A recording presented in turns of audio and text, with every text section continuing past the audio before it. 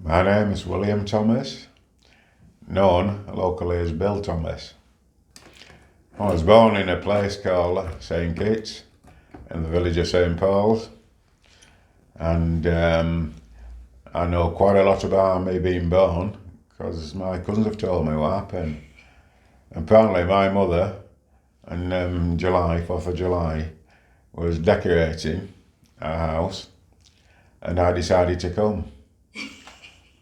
And it was a bit late, and my cousin who lived just up the road from us actually came down and helped to bring me into this world. So there's no time to rush anywhere else. It was coming and that was it. So I was born there in St Paul's. Now St Paul's is just, I remember it as a little boy.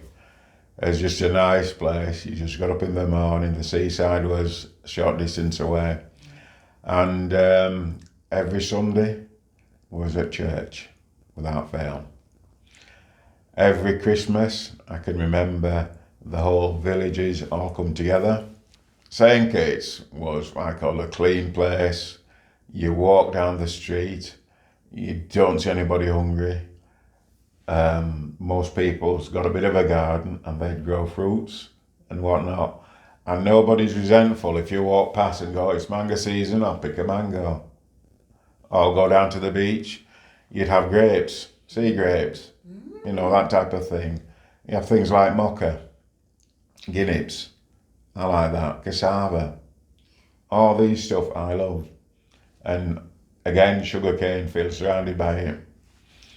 And I know how to cook cane because I used to do it with my father. So I used to get a machete, even at 4 I could do it, top and tail.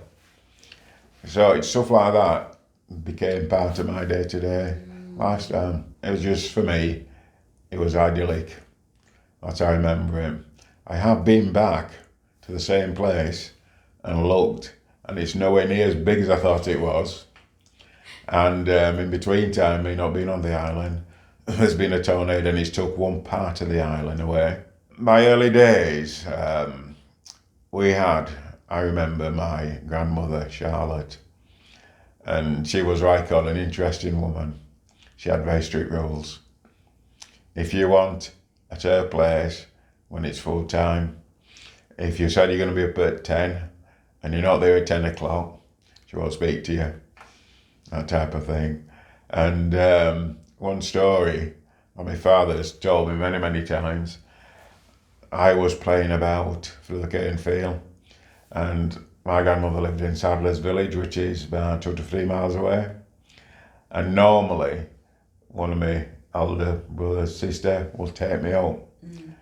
And somehow I wandered up myself and I was late and I'd missed food. I was like, where's my food?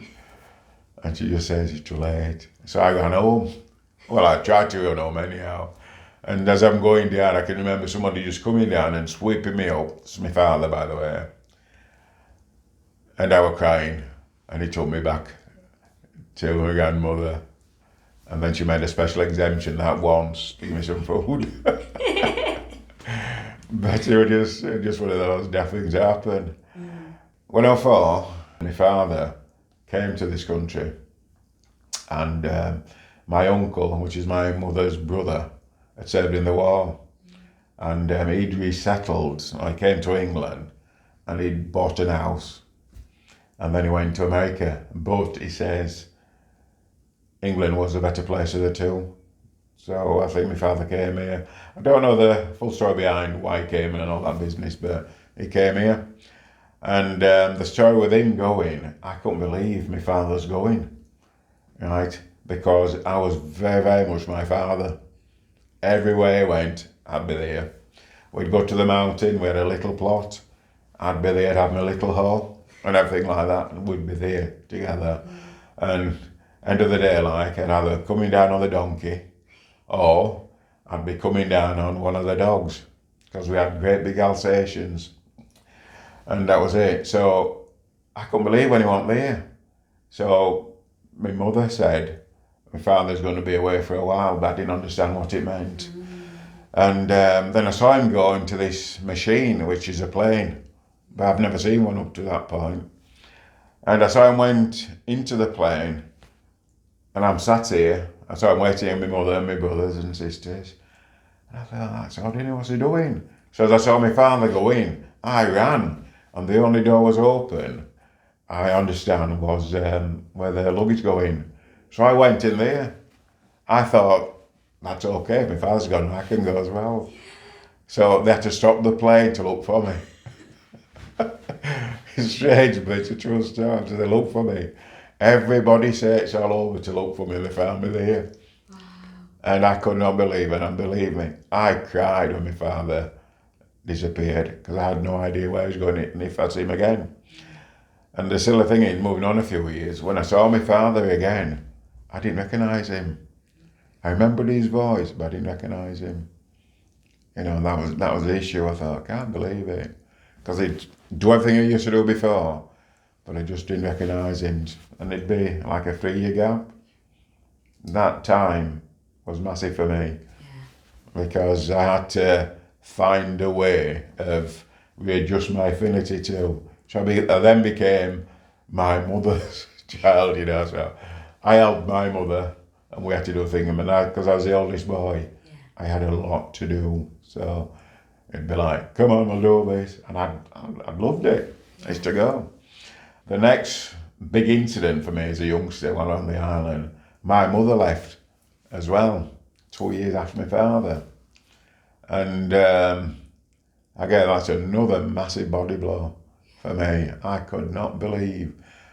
And it's like, where we're going to go? What's going to do that? And then a year later, we all came here. We sort of gone through the same place where my father left from. And we went from St. Kitts, and I think we went from St. Kitts to Antigua. And we caught a boat from Antigua, I think it was HS Hispaniola. So we got there, and I was grand old age of 7. And we travelled, it's a long trip on a boat, believe me, to Europe. And I think we went to Italy, ended up at Italy, Spain, we did like the coastal trip back to England.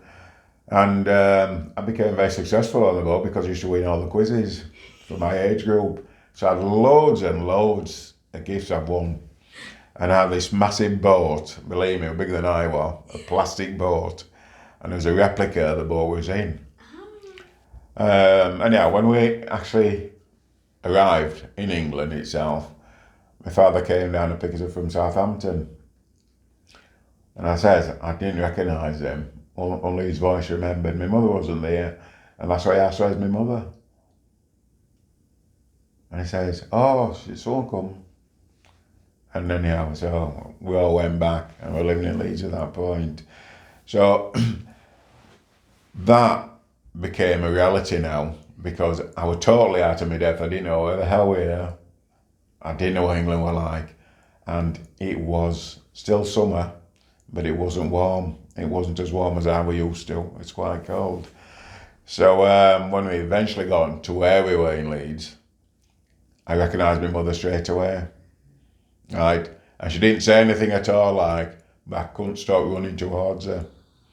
And that was it. That's my fondest memory, coming to England. And we sort of settled, we had something to eat, that type of thing. And some other family came and saw us and all. And they all talk about how big you are now, because they haven't seen you when you're this size. And so we had a couple of days where we settled in, and you got used to my cousins, and they sort of showed us around a little bit and telling us where schools were and all that. And they were settling. And then we're soon, would you believe it, we're now entering into an early winter. I was in the house, and then it started to snow. And I thought, oh, doesn't that look pretty? So I ran out, and I was doing all the hands out of that, catching the snow in my hand. And then I thought, it's melting. And it's cold. And it got colder. So I ran back in the house and said, people, I want to go back home. Take me home, I want to go back home. And that was my first experience of snow. It was just cold. And I've never liked the cold since. No,